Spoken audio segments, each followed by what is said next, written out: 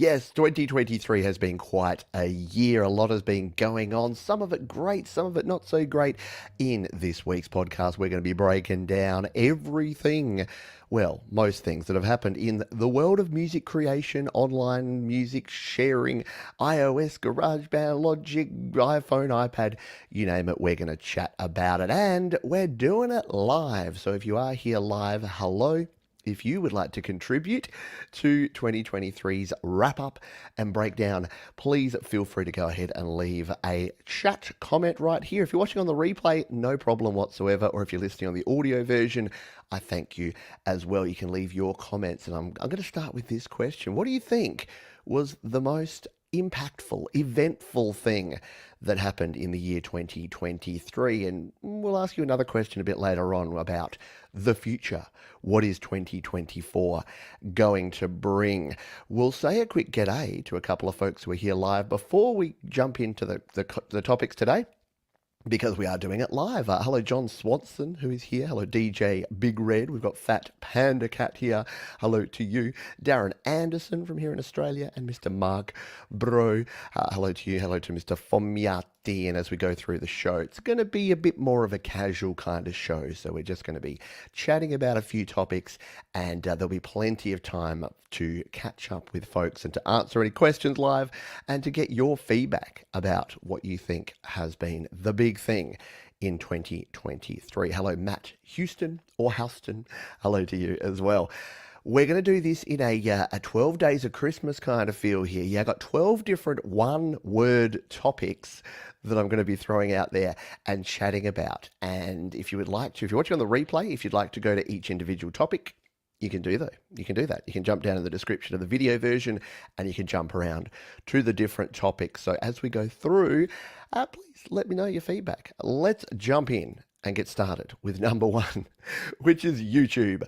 It is what I do for a job, basically. YouTube, Google, Alphabet, they're my employer, and I've been lucky enough to be a full-time content creator for more than 2 years now, which has been a delight, and I can only do it because of you, because you folks are kind enough to be here. And a couple of quick numbers for you that I think is amazing personally, and I promise this will be the only sort of self-congratulatory back patting that's going to go on here today, and that is that thanks to you, in the last year, we've had 6.1 million views of videos here on Studio Live today, which equates to more than 211,000 hours of watch time. And when I think about the fact that you poor folks have had to stare at me and listen to me rant in my funny Australian accent for 211,000 hours, kind of freaks me out a little bit. So I did want to say a huge thank you. Also a huge thank you. 14,000 subscribers have come on board in the last year as well, to add to the more than 100,000 of you that are already here and tuning in on the channel here. And I thank you all for your support. Huge thank you to the patrons as well. Thanks to all who've donated through the year and who've contributed, who've bought merchandise. If you've bought a mug, if you've bought a t-shirt, if you've streamed my music, if you've left a like, if you've left a comment, if you've just been nice and kind in the year. But it has been a big year for YouTube. We'd be remiss not to talk about some of the changes and some of the events that have happened in the world of YouTube. The big thing is that because of basically YouTube is attached to the economy. So when there's advertising, it goes up and down over time. And something that's definitely happened here in the last year is that the advertisers have not been around as much. Now, I'm not saying that to get the little violins out for me, but it's just reality of it. My wife's phone's in the room here. I've realized I've stolen it from her. So I've put it on the edge of the desk. Merry Christmas. This is the joys of being a creator. I stole my wife's phone because I just picked it up. It used to be mine, so I think I just naturally grabbed it and put it in my pocket. There you go. You get to see a little bit behind the curtain of the world of YouTube. So yeah, look, it's been a challenge for a lot of folks being a full-time YouTube content creator. I guess the good news for me is I didn't think about the peaks, like when things were going really, really well. I didn't assume that that was going to be the way it would be forever. So it's definitely gone up and down over time. And look, that's life, isn't it? That's reality. The ups and the downs. We'll talk a lot about the ups and the downs as we go through here today. It would be remiss not to talk about shorts. Yeah, not the shorts that I'm wearing, because I am wearing shorts here today, as well as my Star Trek t-shirt. And yes, that was a deliberate triggering trolley comment. But shorts content have definitely continued to increase. Live streaming has also increased. We'll talk a little more about it later as well. But yeah, the long form, what I started doing here, which was what's called long form content, it wasn't then, but anything that now is like a 10-minute video, that's considered long form, because 30 seconds, 60 seconds, these things are all the norm, and anything that you do above and beyond that is considered long form content. But then, weirdly enough, the two most popular bits of content on YouTube have been shorts and have been live streams. So people seem to want 60 seconds, and if you can't do it in 60 seconds, feel free to take 2 hours. I don't really understand it, but I'm an old person, and YouTube and video sharing in general is definitely dominated these days by, well, at least from an outward-facing point of view, by what the young folks want. What do you think, though? How's your year on YouTube been? I know I've watched a lot of YouTube. I've definitely subscribed to a lot of YouTube channels. I've engaged with a lot of YouTube content creators in the last year. So it's been a great time, but it's definitely changed over time.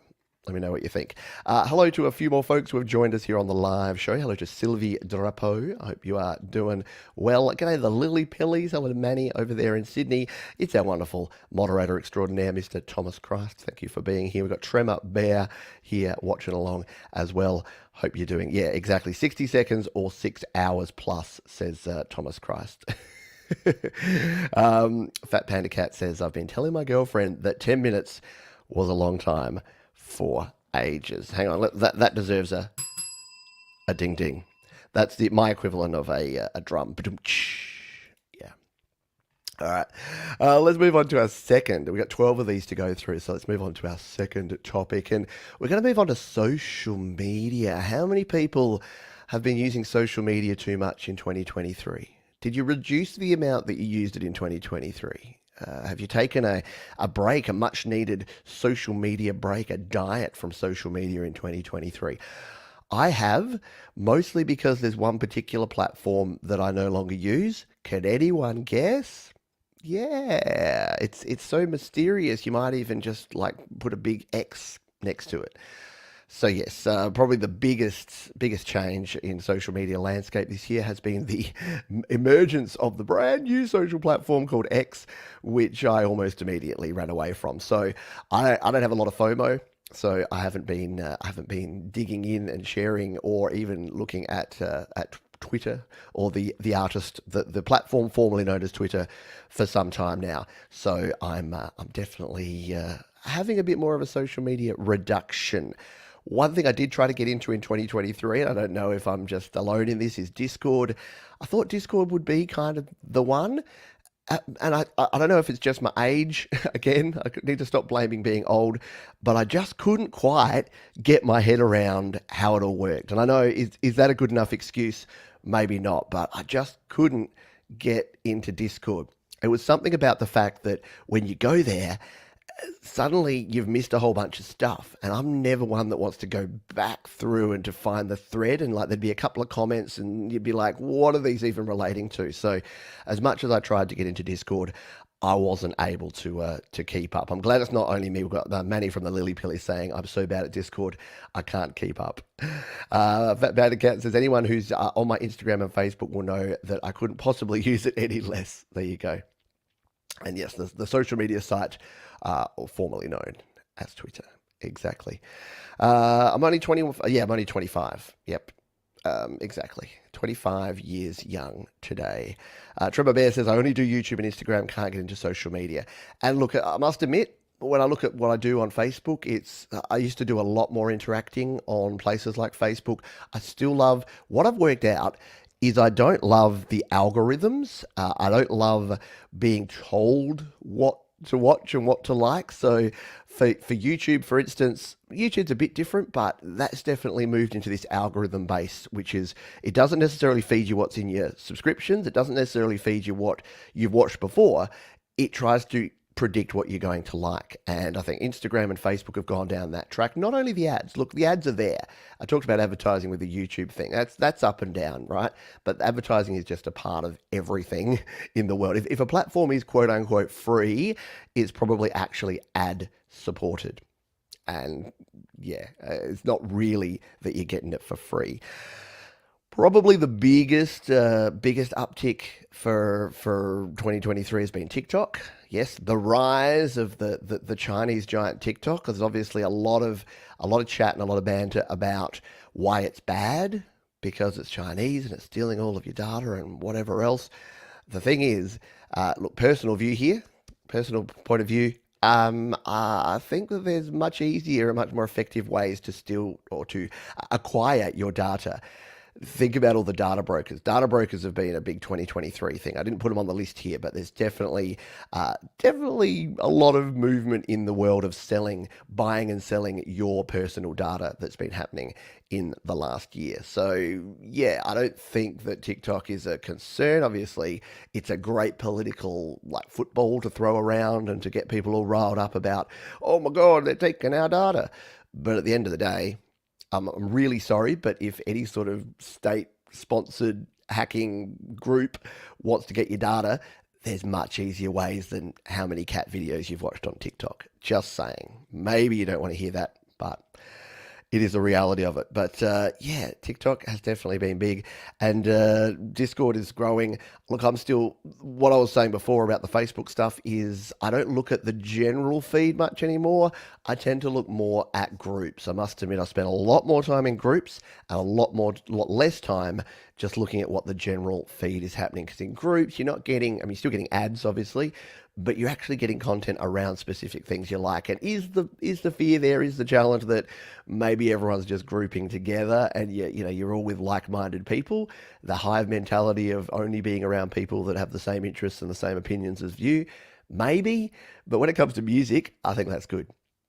Because yeah, the GarageBand users group, the Logic Pro users group, the Create Record Release Facebook group that we have here are all amazing groups with very cool people in them. Well, speaking of GarageBand, that's going to be our next topic. We'll talk about that in just a moment. Alrighty, let's actually I'll put this comment here from Trevor Bear. Says I quit Facebook when people started asking me how I was doing after not hearing or seeing them in decades. Yeah, the politics and the religion got dirty. Facebook is a waste of time in my life. And that's the thing. That's that general stuff. And that's that, oh, yeah, Jimmy that you went to high school with 26 years ago is suddenly like, hey, how you doing? And you're like, yeah, I don't know. There's something unnatural about this. What do they say? That your brain, like because of the way our human brains develop, you can only really maintain, I forget the number, but it's under 100 or maybe just over 100 actual intimate relationships with other human beings. And what social media tends to do is try to expand that. And our brains just aren't able to cope with input and output to and from more than about 100 people. And when they do, bad things happen, like social media addiction, like depression and anxiety. I know, who would have thought we'd be getting dark? It's a Christmas show. You're wearing a Christmas hat, for goodness sake, Johns. Get back on track. But yeah, it's a good point. Excuse me. Hello to Joe and Barry Glenn. Let's say good day to some other folks who are here. It's because you're old. Cold Acre says it's because I'm old. It's true. I embrace it. I actually can't love being old. There you go. You can join the Studio Live Today Discord. I don't know there. Yeah, Threads is the other thing. A really good one to mention before we move on from social media. Threads was getting bombarded by some pretty unsavory opinions in my feed. No better than the Twitter. Yeah. Hello, Emilio. Thank you for being here as well. Groups are fun. They are indeed, Sylvie. They're the place to go. Facebook itself is mid, but Messenger and the groups are pretty useful. Spot on. Agreed. Lily Pilly says apparently Facebook is for old people, according to my kids. Yeah. See, that's the good thing. Good thing maybe. That yeah, my kids aren't on Facebook, but they don't like that I'm on Instagram and TikTok. Because they're like, can you just stick to your old man social media platform, please, Dad, and not annoy us? Yeah. Should we talk GarageBand? Look, this channel was founded on the back of GarageBand. It's never been called GarageBand anything. It's always been called Studio Live Today. And in fact, I'd only just started using GarageBand back in 2017 when we kicked off the first videos on the channel here. I'd only been using GarageBand for like a couple of weeks. And the reason that I was actually making videos is that I couldn't find the ones I wanted. The really simple videos like, how do I get more than 8 bars in GarageBand on my track? How do I use the visual EQ in GarageBand? How do I add echo and reverb in GarageBand? All of those things I didn't know and I needed to learn. So I kind of started making videos. So GarageBand has been a big part of this world for a long time. And would you say that GarageBand, that 2023 has been underwhelming for GarageBand? I would. Yeah, I would definitely say that. But here's the thing. GarageBand version 1, so GarageBand, if you don't know the history of this, released in 2004 on the Mac, big launch there with Steve Jobs and John Mayer on the stage playing it on the Mac. Developed over time in the early 2010s. It came onto the iPad and then onto the iPhone. Version 1 was okay, but didn't really do much. It was more of a toy. Version 2 is where it started picking up. Version 2.1 added things like plugins and EQ and AUV3 support, automation, all the rest of it. And then it's kind of slowly ground. So version 2.2 and 2.3, and now we're at what, 2.3.17 or something. There's been so many little iterations, and it's been an evolutionary process, not a revolutionary process. But that's basically because everything you need, like you've got a 32-track digital audio workstation where you can record audio from any source you like at 24-bit quality, and you can use automation and all the plugins and effects that you kind of need to, and you can do that all for free on basically any device created in the last 6 or 7 years by Apple. That's pretty amazing. So I think whenever I get complaints from people saying GarageBand's dead, GarageBand's Logic Pro's completely killed GarageBand, I don't think it has.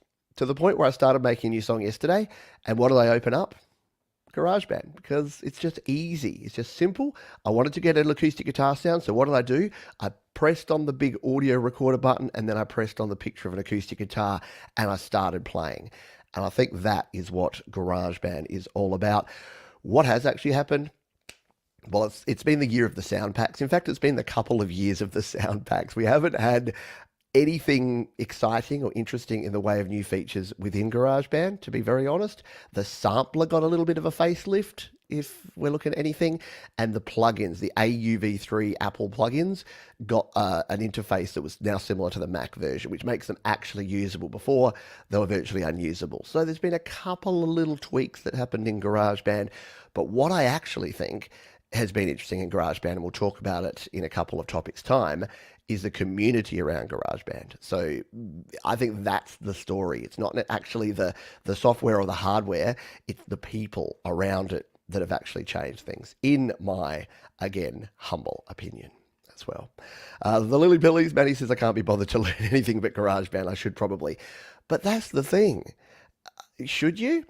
That's the thing I get as well. A lot of people will come to me. They use GarageBand and they're like, I need to upgrade to a better or a professional DAW, and I'll say, cool. Why? And they're like, I need better songs. I'm like, okay, let's be really clear about this. Not going to make you write better songs. It's not going to make you record better songs. If you're using 24-bit audio, 44.1 kilohertz, it's not going to sound any better either. Yes, if you got more plugins, maybe you're going to be able to do better things or more things with something like Logic Pro or Pro Tools. But to be very honest, if you don't really know how to use those, the presets in GarageBand actually handhold a bit more and help guide you. Whereas you can actually find, what a lot of people find is that they move from, say, GarageBand to Logic and their songs get worse because there's too many options. They're overwhelmed by options and they don't have those nice, handy presets in place. So I'll never say to someone, don't change your DAW, but the language around I need a better or a professional or I need to upgrade my DAW, if you're not going above 32 tracks and you're not finding anything that doesn't work for you and you're making good music and it works for your workflow, it's probably not an essential thing to do. If you want to have fun with it, go for it. Absolutely. Hello, Moo to the Semtex cow who is here. Thank you for dropping on by. There you go. Lily Pillies say that's what I wanted to hear. There you go. Exactly. I'm not saying use that as an excuse to never learn anything new, But mate, I've been using GarageBand close to 7 years. I'm finding something new in there every day, and I'm finding a better way to do things and different ways to do things. So it's not about the gear, it's not about the software, it's about you. It's about your workflow, and it's about your ability to write, to create, record, and release your best music. It's why I never called it. I don't know, software and hardware review monthly.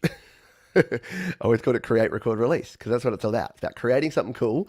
It's about recording it in whatever way works for you. Doesn't have to be GarageBand. Doesn't have to be anything, and then releasing. Which, as we've clarified over time, releasing is more about releasing as in letting go of. So when we talk releasing, sometimes I think people say, oh, John says I have to put my music out there on Spotify and Apple Music. You can use DistroKid to do it if you want. There's a link in the description. You can save yourself 7% off. They're not a sponsor of this show, but they sponsor other shows here on the channel. So you can do that, but it's not really necessary. Like sharing can be sharing on Facebook, sharing on YouTube, sharing on TikTok, sharing on X if you want to, if you're so inclined, whatever you choose to do. Hello to Alex Backus, one of our wonderful subscribers and Patreon members. I hope you are doing well, my friend. I'm going to have a quick drink from my brand new Studio Live Today mug. I've got a fresh one with a nice red insert that we have there. Nice bit of branding there. I hope you are doing well, my friend. So yeah, GarageBand. But you know what? I can't talk about GarageBand without talking about this word next. So number 4 of our 12 days of Christmas breakdown of 2023 is Logic. Logic Pro. Logic Pro for iPad, to be really specific. So Logic Pro for iPad was released this year. It was a big deal. It was a lot of hype around it. I was lucky enough to get an early version of it, an early release version of Logic Pro for iPad. So I got to learn it and create a video about it, and had to keep it from the community, which was one of the hardest things. If you know anything about me, I don't like having secrets. I don't like knowing information. I love having my head in the sand like a big old ostrich, because I don't want to be privy to things. I don't like drama. I don't like gossip. I don't like hearsay and conjecture. It's weird, I know. Being an online personality, an influencer, you'd think, oh man, he must have non-disclosure agreements and his finger in all the pies. Nah, if someone offers me a big, giant, delicious pie, I'll probably say, I'm just pretending I'm not seeing the pie right now. Just take the pie away and let's pretend this never happened, because it's just not my bag. But when Apple, of all people, came to me and said, Johns, guess what? Logic Pro's coming out. And I just got back from a US trip, so I was in holiday mode. I wasn't really in work mode. But when you get an email from Apple that says Logic Pro is coming out on iPad, and you've gone on record like a month earlier saying, one thing, hear this. We had here like in Australia, no child will live in poverty and whatever. No, hear this. Logic Pro will never be released for iOS. Stake my reputation on it. And then a month later, boom, there it is. And as Thomas Christ said, it's the only logical progression. Yes, I hear you. But what was it all about? So Logic Pro came to iPad. It was version 1.0 of software. They released it. It was a subscription model. A lot of people railed against that and said it was the worst thing ever. That's kind of settled down over time. The reception of it was good, but I think here's the thing, and I've chatted about this with other folks, with Jade and with Thomas and with people around the community. When Apple came out and they said, here it is, it's Logic Pro, it's the professional DAW for your iPad, they didn't really clearly state that it's not a replacement for Logic Pro on your Mac. And that's the case to this very day. It is a great piece of kit compared to GarageBand, and I'd say Cubasis and Audio Pro, and pretty much anything else you can use on an iOS device. It is the best. It has more options. It has more features. It has the ability to do mastering. It's pretty amazing stuff. I've got 32-bit float audio now. Pretty great. Lots of features. But if you're a Logic Pro for Mac user that's running a Mac Pro with 3 screens and a 10 terabyte of SSD full of samples and loops and instruments, and you use VST plugins out the wazoo, and you've got a bunch of outboard gear in your studio, are you replacing your Mac Pro with an iPad to run Logic Pro for iPad? No.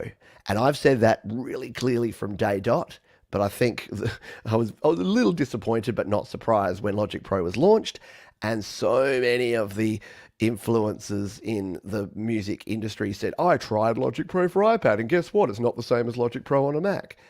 I'm like, yeah, no schnizzle, Sherlock. It never was going to be. But again, I think, and I said, I basically said from the start, they shouldn't call this Logic Pro. They should call this GarageBand Pro. I would love that if they just went, you know what, Logic Pro, it's not quite Logic Pro. It doesn't have VST support. It doesn't have external sample support. It's GarageBand Pro. We've taken all of the cool things from Logic Pro, designed a nice user interface, and basically given you GarageBand on steroids. And that's what I think Logic Pro for iPad is. It's GarageBand on steroids. So, I mean, I'm not going to question a $2 trillion company's marketing and branding because they know what they're doing over there. But I do think that, yeah, it was interesting to see how it went. So the reception was okay. The big thing that then happened later in the year was that we had Logic Pro version 1.1, and that was the big one. That was where all of the feedback, and I kept saying to folks, if you're having these challenges, if you're not using it, if you've cancelled your subscription after the first month because things weren't working, feed that back to Apple. I know you might think it's just going to go into a void. It doesn't. Yes, if one person says one thing, I really want this one feature, and it's one person, it probably won't get added. But guess what? If 100 people do, and Apple wants subscriptions, they want you to use their software. So if 100 people come in and say, hey, what about this? Then you'd be golden. We're going to move on because we've got more things to talk about. One of the cool things that Logic has done is it's brought up a new community. So there's a new community of people. Some that were Logic Mac users have started using Logic Pro for iPad. Some GarageBand users have moved up. Patrick over at the GarageBand Guide now has the Logic Pro Guide and the Logic Pro users Facebook group. So if you are a Facebooky type person, you can dive over there and check it out. Let's take a notice of a few more folks who have dropped on in before we move to our next topic, number 5. We're going to say hello to Tommy S. Hello to you. Hello to Rena. There's Tommy. There's Rena. Putting away groceries and listening. There you go. You can do whatever you want. Yeah. Neither is GarageBand. They say just pull the toolbar down and do this. No toolbar on iOS. Exactly. Yeah, there's differences. There's very much differences between that. Does the latest merch include the Gals t-shirt? Rena has. I've been disappointing Rena for all of 2023, probably back into 2022. Rena, I just did my keep stop start for 2024 with my Patreon crew, and I can assure you, and they can vouch for the fact that was refreshing the merch was one of the very top items on the list. Something we're definitely doing. Hello, The Secret Legacy. Almost finished your break. Merry Christmas to you. Fat Patacat says, I think they steered away from GarageBand name because unfortunately it's still not taken seriously by pros and Logic is Apple's well-known name. Exactly. Look, they never were going to. I kind of say that a little tongue-in-cheek. It was always going to be Logic Pro for iPad. But I think, and look, it's a subset of a subset, right? So it's like 1% that are going to be Logic Pro Mac users that are so passionate Logic Pro Mac users and are also going to be providing content and saying things. Yeah. So I don't think it's a huge deal. Excuse me. Frog in the throat today. We're going to have another drink from the mug while I bring up the next topic, and it's you folks. I talked about the Logic Pro community that has come about through the new Logic Pro for iPad. And yeah, community has definitely been a big thing. The number one thing that I've seen happen in the last year has been the absolute embracing and just proliferation of shows, of music sharing shows. And look, I wasn't the first person, and I won't be the last person. Obviously, I do Your Music Live, which is our live music sharing show where I showcase the best from the community each and every week right here on Studio Live today. But we've got Thomas Christ doing You Rock. We've got the Metalhead Hippie. We've got Chad. We've got a bunch of folks that are all sharing people's music, which has been fantastic. Now, the key there is that that's not the same as being like getting your music out there to a wider audience. It's wonderful that if there's a couple of hundred people in a community that all listen to each other's music, that's wonderful. It isn't the same as sharing it out. But it's definitely a step in the right direction, isn't it? That's the way I look at it. And I think as long as there's expansion, and look, there's natural expansion. People come and go. People move in and out of communities and groups, and there's always variety. That's the thing. Not only do you have variety in terms of individual creators making new and different music. So the Lily Pillies, who are here in the live show, they released an album. They've now got a new album that they've got very different sort of songs and tracks on there. So even if you were listening to these shows and watching the community and you were seeing the Lily Pillies early stuff, now you're seeing a different side. Other creators are doing the same sort of thing. There is plenty of variety. And then there's always new folks coming in and out of the community, and that's fine too. I think, yeah, there's there's certainly a certain amount of disappointment when, like, if you thought about that, someone should unsubscribe to you. Because again, when we talk about communities, we talk about followers, we talk about subscribers, we talk about that sort of thing. And the idea that someone's going to unsubscribe or unfollow you kind of feels a bit crappy, doesn't it? But it really does happen, and it's actually okay. And here's the thing. Here's the thing about community. You don't want it to be forced, and you don't want it to be compulsory. And that's the thing. Like, people will look at the shows that I do here, and they'll be like, Pete, you have 130,000 subscribers, and when you do live streams, you get between 20 and 50 people on average watching those. What's wrong?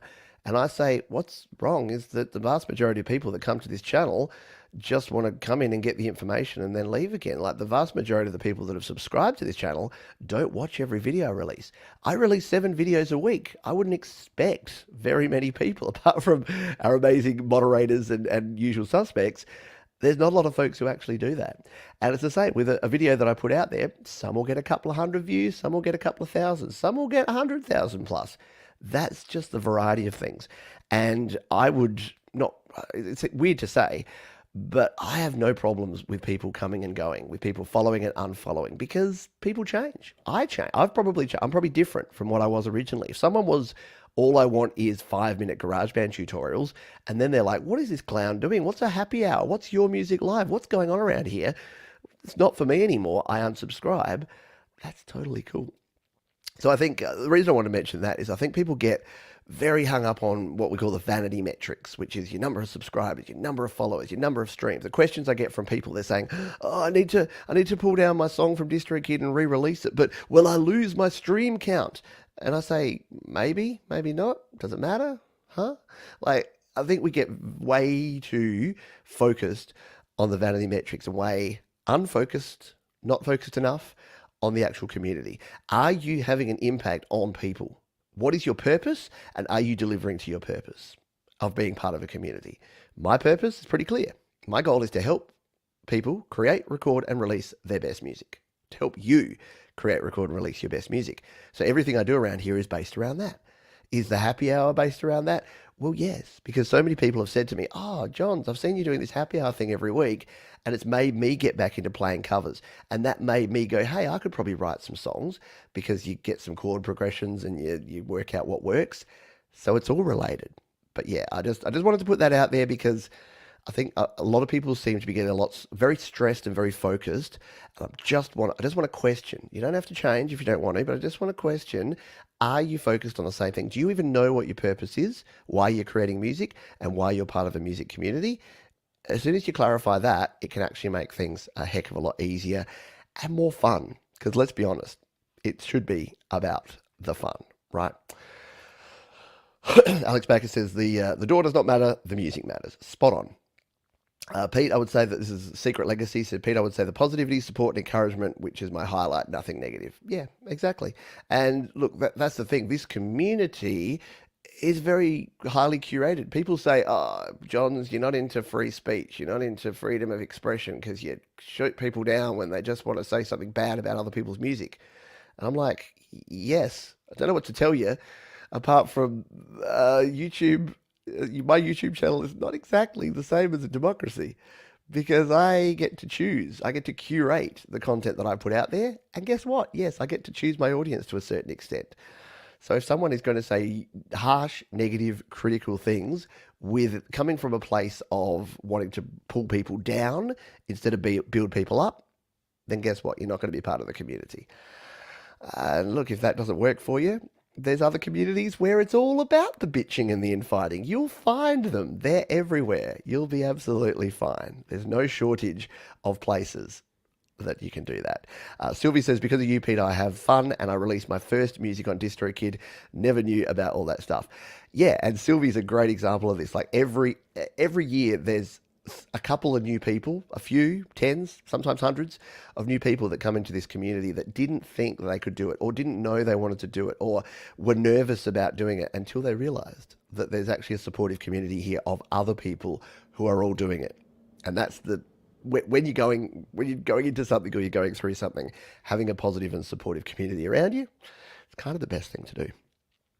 Let's move on to topic number 6 because we're having a good chat here. I like doing these live from time to time because we get great interaction here. Hello, John Frank Songs. Merry Christmas from Las Vegas, Nevada.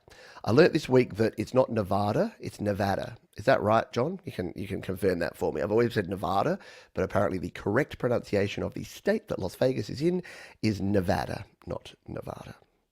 Don't know why we're going on about that.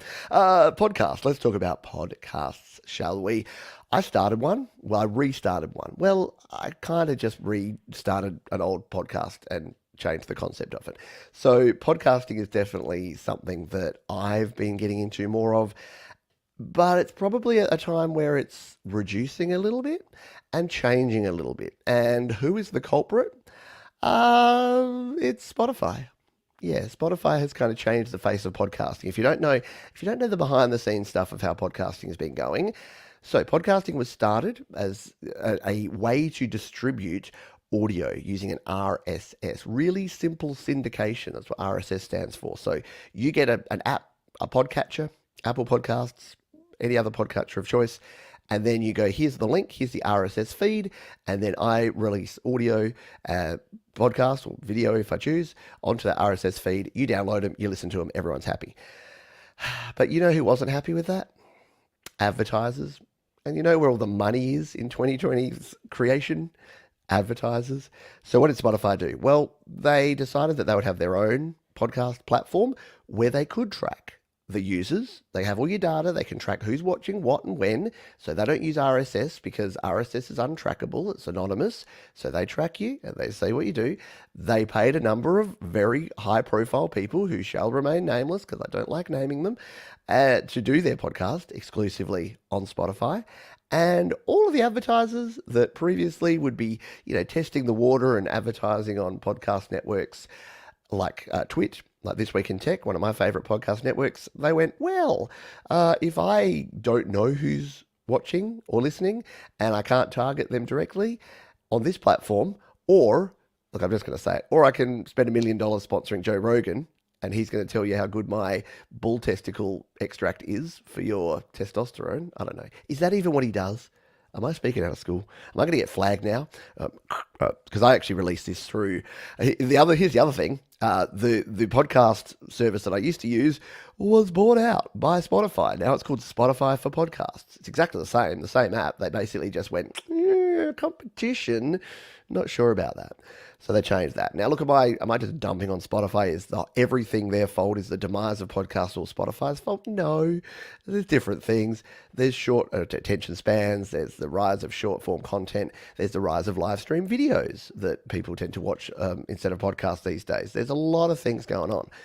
But yeah, it's been an interesting time for the podcasting world.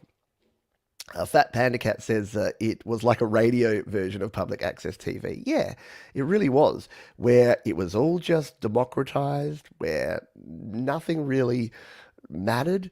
And it was kind of like the internet. So everything with the internet starts as a bunch of geeks and nerds just wanting to do something fun. And then the corporations come in and ruin it for everyone. They did it with the internet early on. They've done it with things like websites and blogs where advertising came on board, and they've done it with video, and now they're doing it with audio. Now, should I be complaining about this considering that my livelihood is dependent upon it? Probably not. But am I going to anyway? Probably. Excuse me.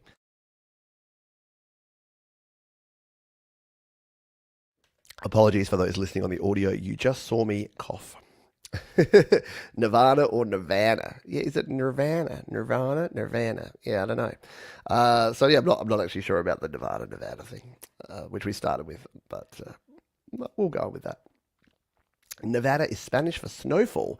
That's ironic. Although, weirdly enough, you may not be aware of this, but there's quite a bit of snow in Nevada or Nevada. Just not in the parts you're thinking of. They've got, what have they got? Lake Tahoe and places where there's quite high mountainous stuff. Yeah. Hello to Skeeter Melody. Thank you for being here. I hope you are doing well. Should we move on to our next topic? Let's do it. We're going to talk streaming. Now, streaming, when I say streaming, all these are one word topics because I wanted to just emote some emotion and expression talking about all these. So, streaming, video streaming, audio streaming, there's lots of different streaming, specifically live stream videos. You're watching one right now, or maybe you're not. Maybe you're watching the replay, or maybe you're listening to the audio podcast version. But regardless, or irregardless, as I like to say, you cannot deny that in 2023 and the 2020s in general, the rise of the live streamer has been pretty massive. It's been off the back of a few things. In 2020, we all got locked down for a significant amount of time, and people were bored and looking for A, things to watch, and B, things to do. So they were watching live streams and they were learning how to do their own live streams. Yeah. Number two, on the back of that, a lot of software companies and developers realized that there was a gap in the market. And at the time, myself and others were using things like Google Hangouts, and that was kind of really the only way you could live stream into YouTube or anywhere. Facebook had very clunky sort of third-party live streaming, and there was a few other ways to do it. But for the most part, you had to kind of know a bit. You had to know about like keys and links and OBS and all this sort of stuff. So a few companies, particularly StreamYard, who I am using right now to stream, Restream, there's a bunch of different ones, Streamlabs, they all created ways for you and me, for just regular folks, to live stream, to get our ideas and express ourselves out there to the world. Now, is this always a good thing? It's debatable. Look, live streaming is what it is, and I'm definitely not going to say that people shouldn't do it because I'd be a giant hypocrite. Because when it comes to music, I say, hey, everyone should do it and everyone should be able to do it. Do I think that there's been a bit of a excess of live streaming content that is maybe not focused and not about a thing? Maybe. And look, there's communities that love it. So again, I say that to do that weird rhetorical question thing that everyone hates, including me, to then say, well, what harm does it do, really? I mean, forget about the overhead and the bandwidth and the energy usage of all these all these servers streaming. But if we just put that to one side, what harm does it do? Well, virtually none. And who's the winners out of this? Well, it's the streaming companies and it's the platforms that are providing it. But it's definitely democratized. So when I think of what the old days were like and what I watched in the past, I don't watch stuff by quote unquote professionals these days that were handpicked, that were chosen by companies and corporations. I watch and listen to and enjoy stuff where people just say, I got a message and I got my own style and my own way of delivering it, and I'm going to put it out there to the world. And I'm going to do it using live streaming, which I think is a good thing. I think it's democratizing and removing the barrier to entry. Because let's be honest, if I went to who was a company, MTV, VH1, and said, "Hey, I want to do a music show about," or even if I went to PBS, or PBS at public, it's a bit different. But if I went to a TV station, ABC in America or Channel 9 here in Australia, and I'm like, look at this bloke, mid-40s, balding, got a good face for radio. Why don't you put me on a TV show where I talk about creating in GarageBand this really niche topic? They'd be like, yeah, get out of here, kid. And I'd be like, kid, I'm young. Yeah. Exactly. The only trouble is if everyone is streaming, who will watch? Yes. And the amount of gamers streaming, I know, it's just absolutely staggering. Gamers streaming. Fat Panda Cat says live streaming is only good if it has a format. I've seen a few of those loose hangouts and no one ever says anything. Yeah, a primetime GarageBand show. Yeah, look, and that's kind of the point that I make. And why I said about music as well, that you kind of need before you go into it. Yeah, not that you need to, but it's a good idea to work out what is your purpose. What are you actually trying to do? Because there's very different things you'll do. If your purpose is to become a rock star or a pop star, you're going to have very different goals and ambitions and ways of measuring your success compared to I want to engage with a community of cool people and make music that I enjoy and that I'm proud of. And hey, if your live streaming goals are, I don't actually care who comes along and watches. I just want a platform where I get to rant for 2 hours or chat to my friends and share it with three or four other people, then that's absolutely fine. But yeah, to Thomas's point, you do need to work out what your goals are and who your audience is. Who are you actually trying to communicate to and influence? I hate the word influence, but in this case, it's kind of true. And look, influencing kind of has been given a negative connotation. I would say motivating is a better way because I don't want to influence people because influencing suggests that I'm telling you a way that something must be done. Motivating is what I like to talk about because that's saying I want to encourage, to motivate, to inspire you to do what you want to do. And if I can provide some tools, some encouragement, a community to actually help you do that, then we're done. We've won. All good. Let's move on to our very next topic. I kind of like this format. I'm thinking we might do this. Maybe the podcast should always be 10 talking points, 10 interesting things about things. Everyone loves a list. We're doing 12 here today. And we're talking about the Mac because we couldn't talk about the software and the community and all the ooey gooey mushy stuff without talking about the hardware, the real stuff, the gear, the machines behind what we do. And look, I've been using a Mac for all of 2023. It's my third year. I got my first Mac in 2020, which is the Mac I'm still using now, which is a little long in the tooth and needs an upgrade and probably will get one in 2024. But the Mac, the changes to Mac has revolutionized it. Folks like myself and Jade Starr and Thomas Christ, we wouldn't own Macs if they didn't do their silicon transition because Macs in the past were very niche, they were very expensive, they weren't really for people like us. Apple changed all that. They revolutionized it. I don't say most things are evolutionary. The Mac M1, M2, M3 change to Apple Silicon has been revolutionary. It has changed everything. And it's meant that a lot more people are using Macs and are realizing how useful Macs are. For instance, I bounce stuff around. My studio now here has a Mac M1, an iPad, and my iPhone. So I can go out and take footage on my iPhone. I can come back and just airdrop it straight to my Mac. I don't have to worry about plugging in or sending via Google Drive or Dropbox or anything like that. Boom, bang, bang. And with 17.2, iOS 17.2, I can now actually just bounce it straight over there. And even if I leave the room, it'll keep uploading over the internet. So they've even improved it further, which is pretty cool indeed. So yeah, the Mac has definitely had a big impact on what I've been doing in the past year in 2023 as well. In terms of new ones that they've released, we have the Mac Pro announcement. So many folks didn't think we'd get a new Mac Pro.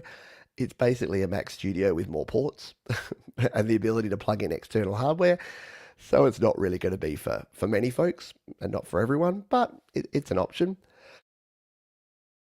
And then we have the new M3 MacBook Pro that has just been released. So we're still waiting on a few sort of filling the gaps thing. And I guess the biggest, if you wanted to be critical, is that Macs are kind of like iPads and iPhones that we'll talk about in a moment, where the level of complexity is increasing. It has definitely increased significantly from the old days where it was like, it's a MacBook, MacBook Pro, iMac, Mac Pro. Now it's like, well, there's two sorts of MacBook Pros. There's this sort, there's this sort. There's the MacBook Air, and you can choose the M1 or the M2. There's the MacBook Pro, you can choose the M2 or the M3. There's the Mac Mini, you can go the M1, the M2, Mac Mini. There's the Mac Studio, which is like a big, fat, elongated Mac Mini, which just has more ports and kind of the same thing. There's the M2, the M2 Pro, the M2 Ultra, the M2 Mega, the M2 Ridiculoso. So yeah, it's become much more difficult. Whilst it's been revolutionary in terms of the quality of the hardware, There's something to be said for Steve Jobs' old way of keep it simple when it comes to your product line, as opposed to the Tim Apple way, which is to basically have as many options as you can. Whatever's going to make you the most money and whatever's going to ship the most numbers, that's what you're going to go with. So it's been an interesting time in the world of Apple and the world of Macs. So we will talk about other hardware in just a jiffy. I'm sure you can probably imagine what. But we got some more folks who we need to say g'day to. The wonderful Sarah Newen is here. I haven't had Sarah. We need to get Sarah back on the show in the new year, don't we, Sarah? I know Sarah's been busy with life and work and motherhood and all those fun things. Go over and go check out Sarah's channel if you haven't already. If you're into all the stuff we're talking about here, the live streaming, the video sharing, Sarah's your gal. She's got good stuff over on her channel. And hello to Autism Rocks. Yes, jazz hands all the way. Apparently, Intel AMD is working on a silicon chip will certainly make things more interesting. Oh yeah, look. The other good thing about is a high tide raises all ships, and it's why when people talk to me, they're like, "Yo, you must really hate how many other people are doing." I don't know why they're talking like that. You must really hate how many other people are doing similar shows to you, similar live streams, similar videos, similar tutorials. And my default answer is no, not really. Proves that what I'm doing is pretty popular and must be working. And a high tide raises all ships. The more people that are doing it, it's going to encourage us not to compete, but to continue providing good content. If I'd done everything and I could just sit back and with my hands behind my head and relax and not do anything, I probably would. But I'm being motivated, see, not influenced, but motivated, encouraged, inspired to continue doing things by other people doing really great stuff. So there you go. Of course, our friend Thomas Christ has thrown the link there to Sarah's channel in the chat. Just rewatched the interview with Sarah this week. Cool. Yeah, Sarah's been on a couple of times. So yeah, if you search my name, search Pete Johns, Sarah Newen, you will be able to. Hello, Falcon Blueser. I hope you are doing well. G'day to Cookie. Thank you for being here. Hope you are well. The one and only Brad example. Need more Logic Pro vids to learn from this year. I'm going to go hard and make more music, and I want to use Logic, but need more help. Yeah, well, I've been threatening for the longest time, Brad, to do the RTFM, the Read the Full Manual series on Logic Pro. So maybe it's time to finally.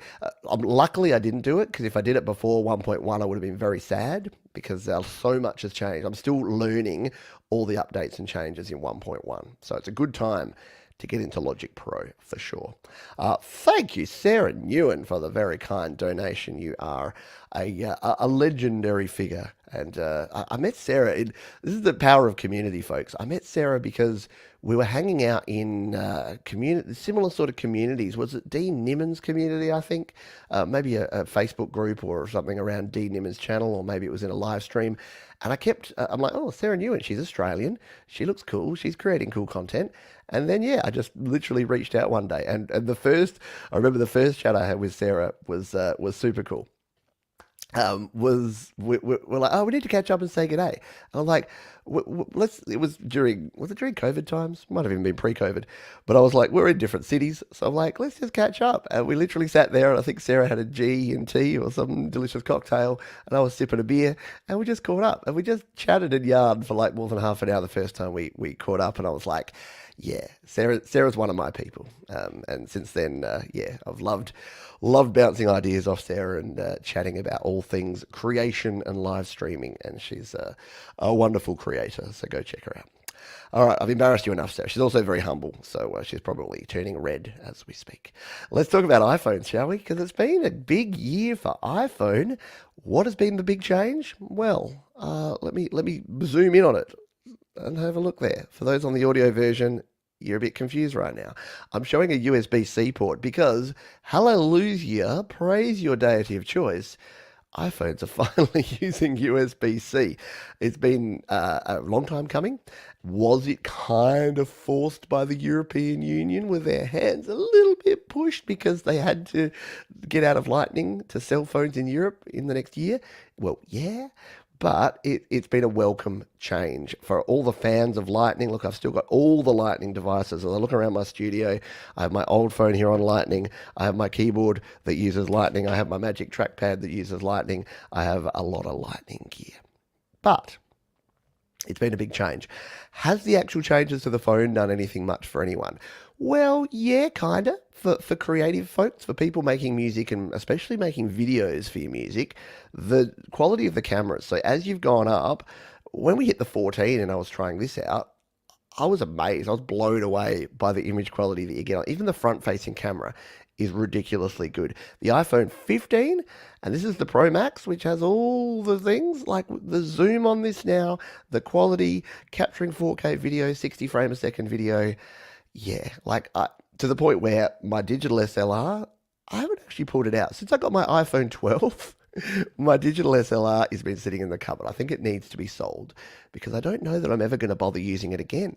Because in terms of the quality of life of having, if those that have used big cameras know this, you get the camera, it's in its case, you pull it out, you got to make sure you got an SD card in there, you got to make sure you got enough space on that SD card, you got to take the cover off, you got to set your lens up, you've got to find the right tripod and screw it all in there. It is just a hassle. It's a pain in the ass. This sits in your pocket 24/7.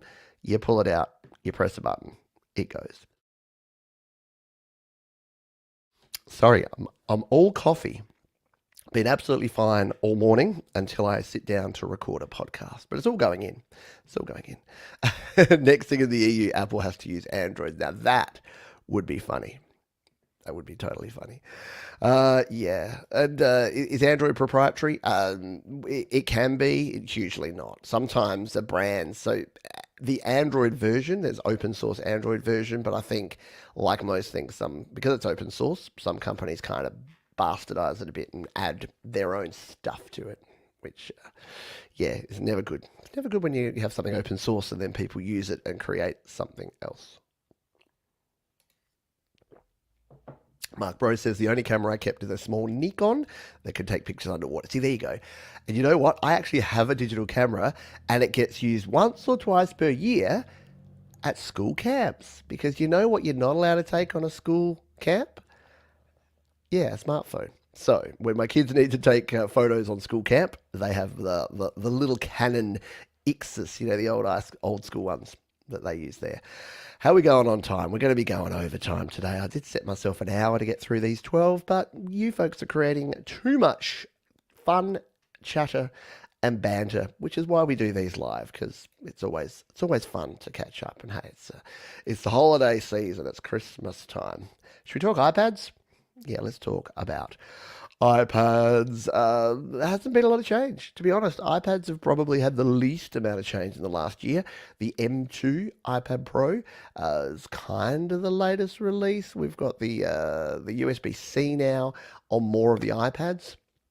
So, yeah, you've got USB-C on your standard iPad, on your Airs. So basically, by 2024, iPads will also be all USB-C, which is really good. If you don't know why that's good, universal compatibility, yes. Not having to use Apple proprietary hardware, yes.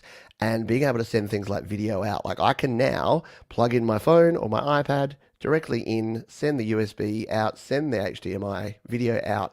It's just a lot easier. It was so clunky when it was Lightning based. But iPads have definitely increased. If you look at things like the iPad Musician Facebook group, a lot of folks using a lot of iPads in their rigs. I mean, you can't get away from them. They're literally everywhere. Tablets.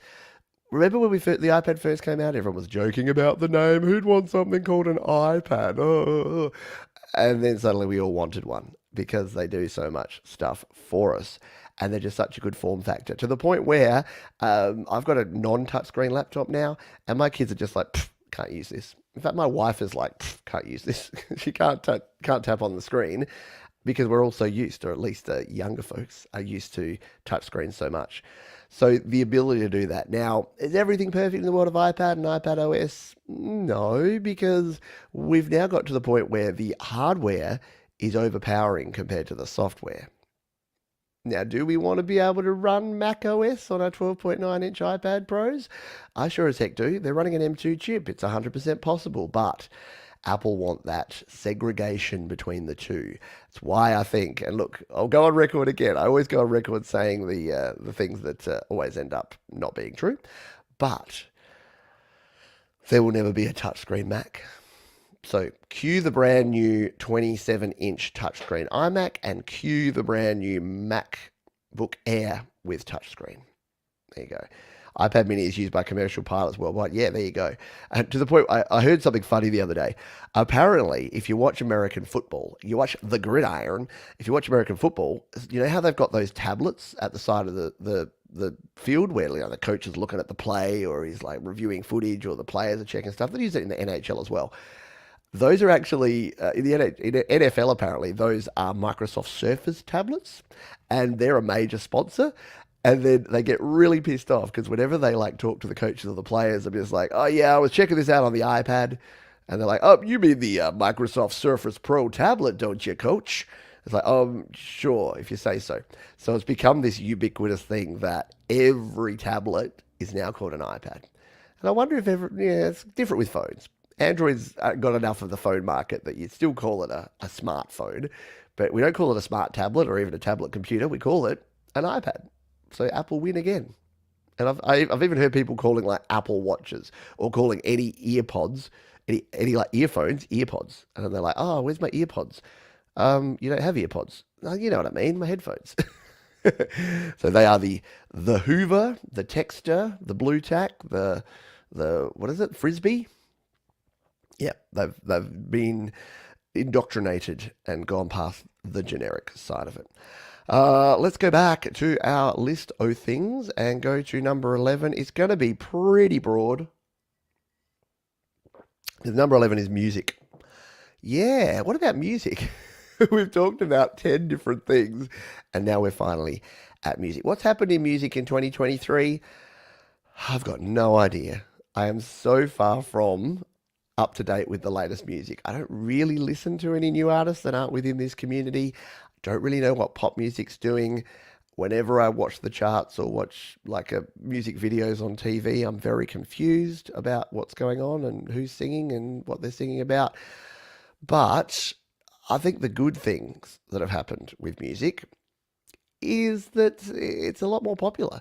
Like we're having discussions about music, not only the music creation side, but in the actual music listening side. So Spotify, for all the challenges that they've put out there, hey, we still live in the future, people. You can now stream anything and everything with the click of a button or the tap of a screen. So that's pretty amazing. But on the flip side of that, we've also seen a massive resurgence of physical media, not only in music, but in video now I'm starting to see. So even the DVD and the Blu-rays that everyone was just, throwing away or selling off to cashies for $1 a piece, now people are going, you know what?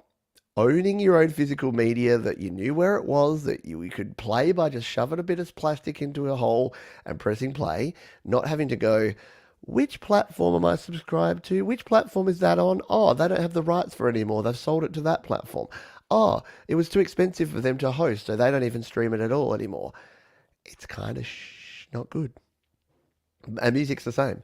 A lot of people are thinking, I've got my CD collection. I now have there, and I've been pulling CDs out and actually playing them because some of them were like old school Australian titles that aren't available on some of these streaming platforms, or some of them are like an original version that for some reason, have you ever been to those albums online where there's like a couple of tracks missing because that one was owned by some other label and they haven't agreed to put it on this album, and it's just a pain in the ass. So I think we're going to see. And look, I haven't even mentioned vinyl records. Buying some vinyls. I still love that when people use vinyl because it's called vinyl because vinyl records, but it's kind of been changed around that people say, oh, I'm just going to the store to buy some vinyls. It just sounds funny. But again, it'll be like versing someone. It's going to change over time and just become part of the word. That by the way, that's me and my wife. One of our least favorite words is versing, because kids always say it all the time. Because you know the word versus. So you go to the sports game, you go to the sports ball match, and it's like the Chicagans versus the Dallas aliens, and you're like, cool. And they're like, oh, Chicago are versing Dallas tonight. No, they're not versing. And if they are versing, I wonder what they're versing them in. Are they versing them in literature? Are they well versed? No, you can't verse someone. You can't be versing someone. It is verses. Okay? I'm glad we had this chat. I want to make physical CDs and leave them around. That'd be fun. Like folk punk. I thought you were folk punk. Folk and blueser? Oh, you guys are married. That's right. Sorry, I can't help myself. I guess every time I see folk punk and folk and blueser, I go off onto tangents about their family. And they're like little baby folk as well, like mini folk. I don't know. DJ Big Red says, if we wanted to release singles or album on vinyl, does DistroKid help with that as well? Or is that another company altogether? Yeah, so DistroKid, I would be very surprised if in 2024, and look, I've got no inside knowledge on this, but I'd be very surprised if they don't partner with or add a physical distribution arm to themselves. They've already started dabbling in a lot of other little things when it comes to online things, and look, they've never done physical before. But yeah, I would be surprised if we don't see a if I don't see something different. Yeah. Yes, we are married. Don't tell him, y'all. So yeah, I think that we will see something coming in the future from DistroKid. Otherwise, they will probably be left behind because I'm seeing more and more artists releasing their stuff on vinyl, on cassette, on what did I see the other day? Mini disc. There was an artist that released a mini disc only EP, and I'm like, now that's cool. I like it. Alrighty, where are we up to? Music. What else do we have to talk about? Music, vinyl cassettes. New Beatles are out. Yeah. So, a lot of new music from artists that are no longer with us anymore. So that's interesting to see when they find these things. Will that kind of spark a whole wave of this sort of thing? I've got to imagine that there's poor quality tapes and cassettes and reels of other artists, Nirvana perhaps. Maybe they've got some songs. Remember when Nirvana's You Know You're Right song came out post Kurt's death? And now we're at the point where, yeah, they're able to use AI, artificial intelligence, to split out tracks and to get John Lennon's vocal split from his piano, bring it in, add some new tracks, clean up George Harrison's stuff, and basically create songs from beyond the grave. It's amazing stuff, isn't it? It's amazing stuff, this artificial intelligence, which is going to be our 12th day of Christmas topic.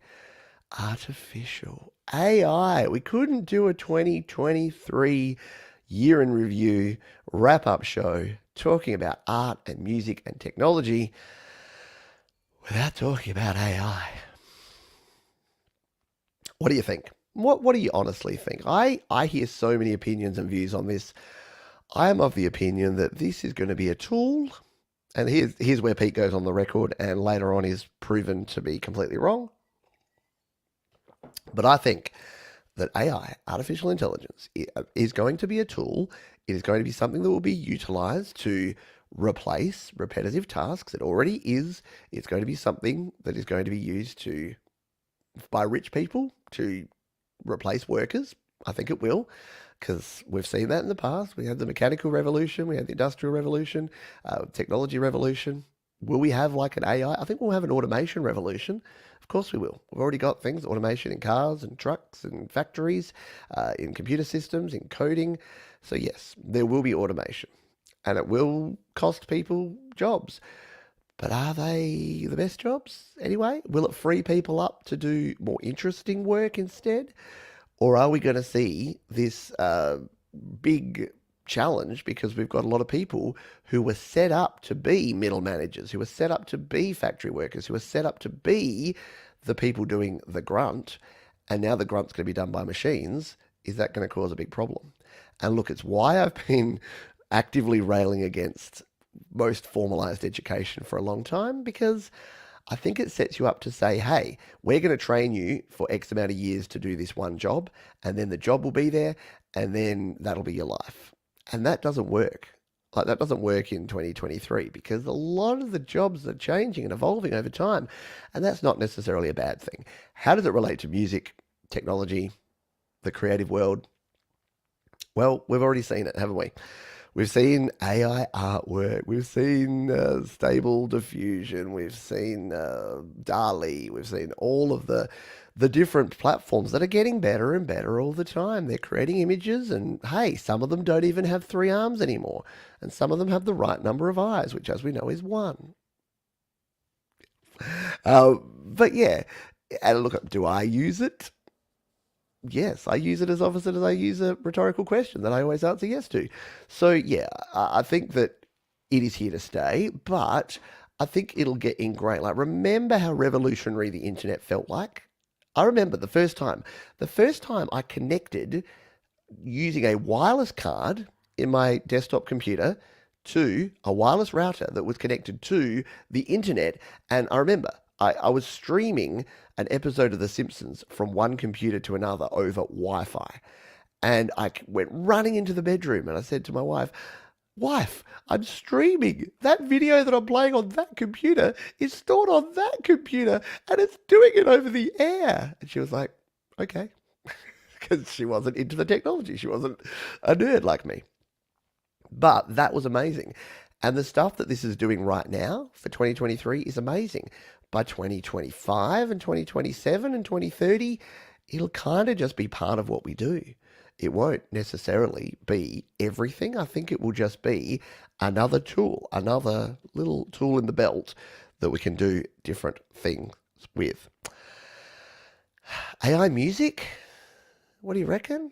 AI music? I mean, there's been automated music programs and platforms for a long time. And look, I've always said the thing about music is there are 12 notes in the Western musical scale. 12. And all music is a combination of those 12 musical notes in different melodies and harmonies with different rhythms and using different timbres of sounds. So it's like the whole monkeys with the typewriters and the infinite amount of time. Yeah, if you give an AI model all of that stuff, eventually it's going to create Smells Like Teen Spirit, exactly as it was recorded in 1991. But do we want that, or do we want the human element? Do we want the ability to change things up? Can a human breathe? Can a machine breathe the same amount of emotion and passion into something? Can they think on their feet? Can they change things up when things need to be different when they're doing a performance? I don't know.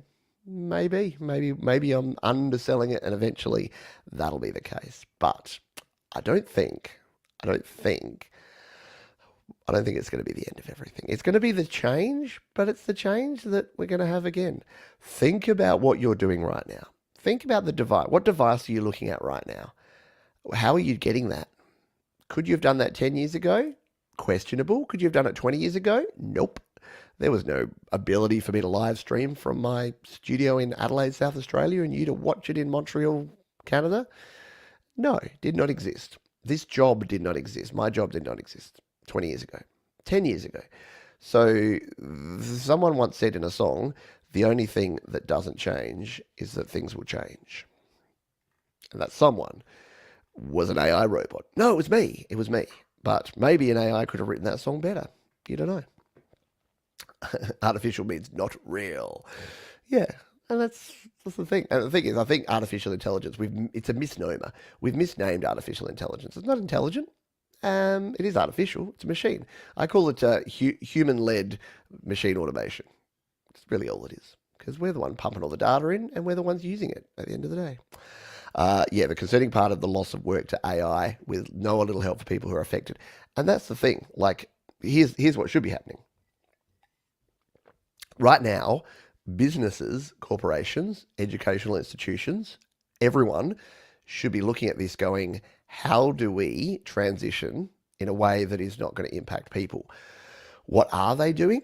They're saying, how can we transition to this as quickly as possible to get rid of overhead so that our profit margins increase for our shareholders? And that's capitalism. It's also bullshit. I promised myself I wouldn't swear. There you go. You get one S-bomb. One S-bomb per show. Wireless game controllers was the stuff of the... I know. Anyone that was hooked up to their original PlayStation or Sega or Nintendo with those controllers where you had to be a certain distance from the TV, and now we take for granted that we just go boop and Bluetooth connects our wireless controllers directly to our machines. There you go. Falcon Blues says, my job has become so technically advanced, I've had a hard time clocking in and signing into my work computer. I refuse to use the bioscan. I'm a factory worker. And look, I must admit, Yeah, I've embraced this. How do I log into my Mac now? I put my finger on that button because I've just accepted that I pay for things with my own private data. If you don't want to do that though, it's going to get harder and harder, isn't it? It's going to get harder and harder to be anonymous and to not be part of the system for sure. Alrighty, machine learning. Yeah, machine learning. And that's the thing. It is. It's machine learning as opposed to regular machine, which was basically just data in, output out. Machine learning just means that it learns, it adapts based on the outcomes and what's done. But what are those outcomes being generated by? Well, humans for the most part, because we're telling it what's working and what's not. So it's the machine is learning, but it's only learning because we're saying no machine, that person shouldn't have six fingers on that hand. It should be five. And the machine's going, oh, okay, I get that. I get things. With the way commercial music is going, will anyone care in 50 years? Look, that's a really good point. We might finish on that point around this because it's a really good one from the Semtex Cow. With the way commercial music is going, will anyone care in 50 years? Let's just ponder that for a second. Do I care about pop music right now? Well, no, not really. Will anyone care in 50 years? I think there will always be, whenever there's a culture, there is always a counterculture. Whenever there is something that is popular, there is always people that are still creating things that are not cool. And then the things that are not cool become cool, and then it flips around again. Have you walked outside lately and seen the haircuts? It's all the 80s.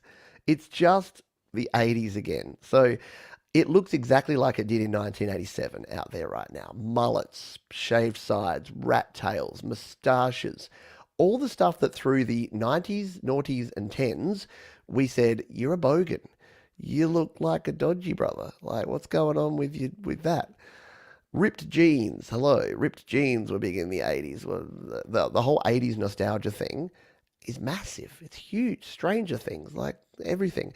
So there's always going to be that sort of culture and that counterculture that's going to happen. Because what am I doing? I'm steering against the skid, and I'm like, oh, I don't want to go back to the 80s. It was bad enough when we lived there. I don't want it.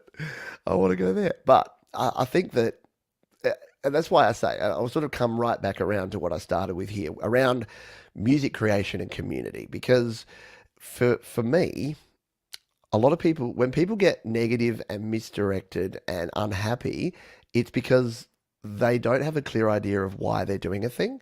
And if you're making music, if you're creating music right now so that you can influence one or two people, or that you can get your music heard by a small group of people, or you can feel good that you've accomplished something, and you should love your own music. For goodness sake, don't make music that you don't like, for starters.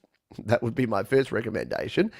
Or, guess what? If you want to be a pop star, go and study all the pop music. You could go and see exactly what's being created.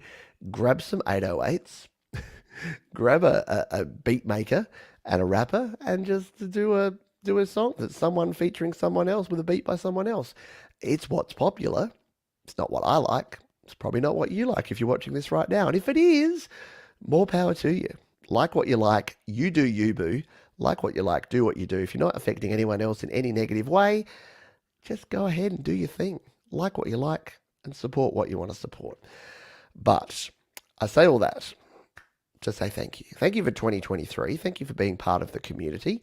Thank you for watching or listening to this podcast here. This is the final podcast of 2023. No, that's not true. There's one more to go. But that one's going to be something a bit fun and a bit weird and a bit out there. So this is definitely the last live podcast here. We still have plenty of stuff going on Studio Live today. If you're watching live or if you're listening to this one around this time, we have our Christmas, our holiday happy hour, part 2. We have our massive holiday edition of Your Music Live coming up in just a couple of days' time, and a whole lot more happening here on Studio Live today. So until next time, please be kind to yourself, be kind to others, keep creating, and I'll see you next time right here on the Studio Live Today podcast. And pause, because guess what? You get the bonus tracks. All right, I'm going to have a drink now. I can fill up because we had a couple of questions. We had a couple of additional comments there. So I know people are saying their goodbyes and people have tuned out. And then they're like, oh no, why is it still live? What's going on? What's happening? Yes, it's all happening. It's all going on right around here. Because I did want to say a proper goodbye to the folks who are here live and let you know about a few things that are coming up, but it wasn't going to be relevant to the recorded version. So this will all be dropping out once we get back. So yes, Songtember is almost near. I know. Nearly Songtember time. Thank you, Joe and Barry Glenn. Thank you, Trevor Bear. Thank you, Moo to you. Yes, I'm a punk. I punked you. Remember when people got punked by thing? There's Swifties too. Oh my goodness, I didn't even talk about Taylor Swift. Holy dooly. Thank you, Brad. I appreciate this is why I needed to say thank you to folks like Brad. Absolutely. I did star a couple of comments. I want to say thank you again to Sarah. Thank you for your kind donation there. I don't know about Isotope. I've never used Isotope. But the best plugins are the ones that you can afford that work for the music you're creating. Isn't that terrible? Yeah, I liked this one. I tagged this comment from DJ Big Red. Use whatever software works best for you and take the time to learn that software and the stock plugins before spending money on third-party ones. Here, 100%. Hundo P, as we say in the biz.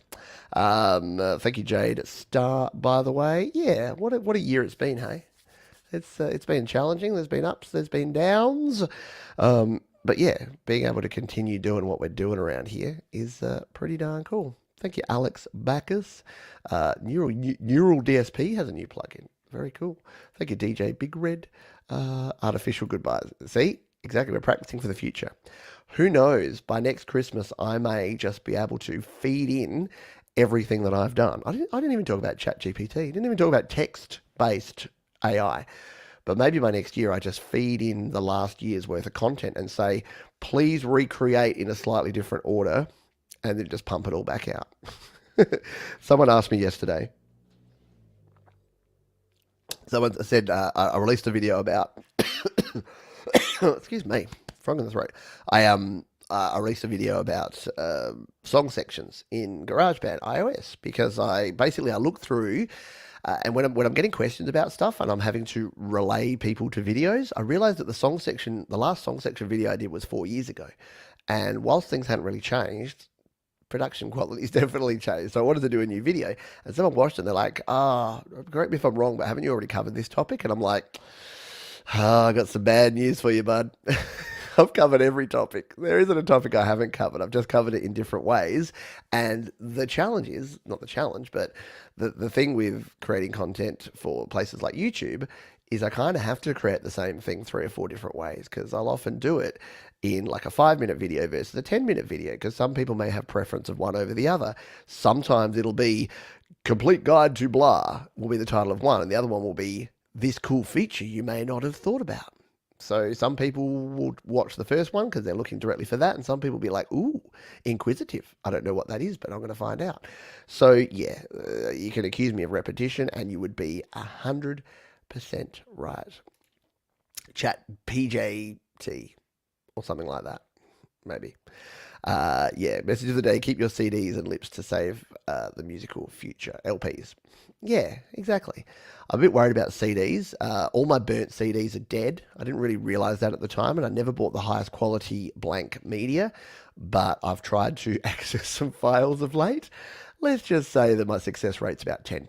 So about 1 in 10 CDs and DVDs that I've burnt in the past actually work now, 20 years later. Who knew? So yeah, that's probably the other thing. If you've got a collection of old media, backing that old media up is a good idea as well. So backing up somewhere else is always good because one copy does not equal a backup. Remember that, folks. Got to be at least 2 copies. You can't have a backup copy of something and then delete the original. I'm sticking my middle finger up. You can't do it. You haven't made a video where you make a bass sound like a guitar, Pete? I haven't. No, I've done one where haven't I done one where I make a guitar sound like a bass though? Pete John's guitar bass. This is, I search for my own stuff. Yeah, look, guitar as a bass guitar. I did. Let's show you this. Do you want to watch a little bit of this?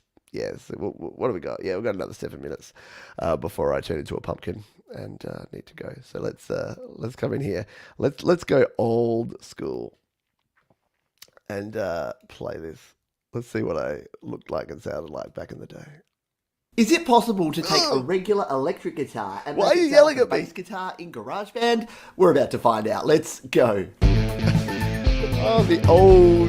Da, da, da, da, da, da, da, da, da. Hi, my name is Pete, and this is Studio Live today, where I help you create, record, and release your best music. And something a little bit fun today. I heard about this from Oh, Seth over on the just, GarageBand Users Facebook group, and just. he mentioned that Anyway, you can go watch that in your own time if you want to be yelled at by a very enthusiastic man. See, I've learned over time. That was part of my YouTube phase where it was like, you got to 10x your energy, man. You got to put yourself out there. And then I realized that you kind of sounded like a lunatic. So I've mellowed it. I'm about 2x now.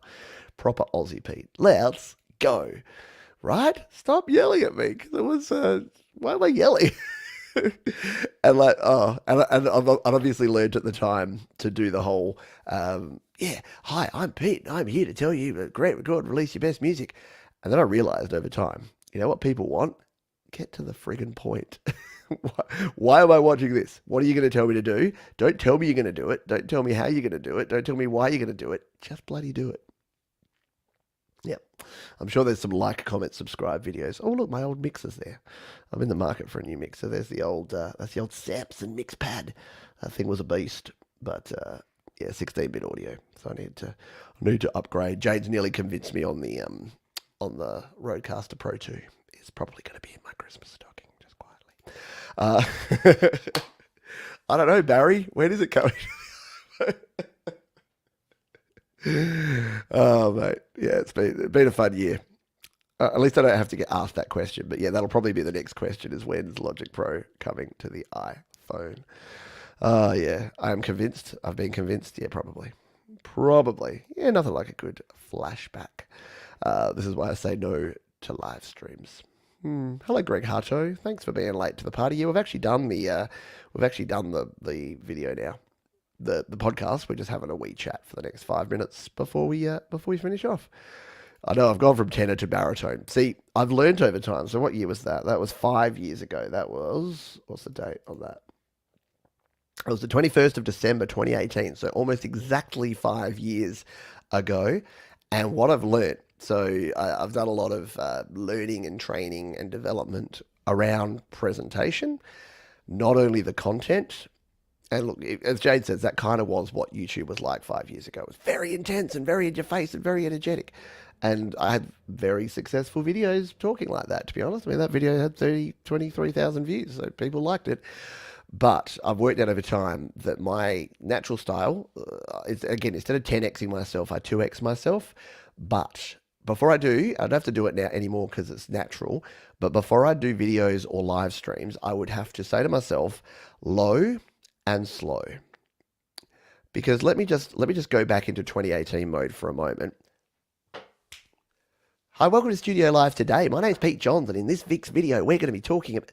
So you see what I do? I go up. The timbre of my voice goes up, the pitch goes up, and the speed goes up. So I had to consciously learn, and this is why I say to people when they're like, "I'm not a good public speaker. I'm not good at live streaming. I'm not a good singer." I'm like, you just haven't trained enough. Most of the time, yeah, look, natural ability exists. But most of the time, people need to practice and train and develop. And for me, the key thing that I needed to do to have my radio FM DJ voice was get a bit older, for starters. That helps. But also, just consciously think about what I'm saying and consciously think about being slower and lower. And realizing that, when you pause, you know how that feels like about 5 seconds?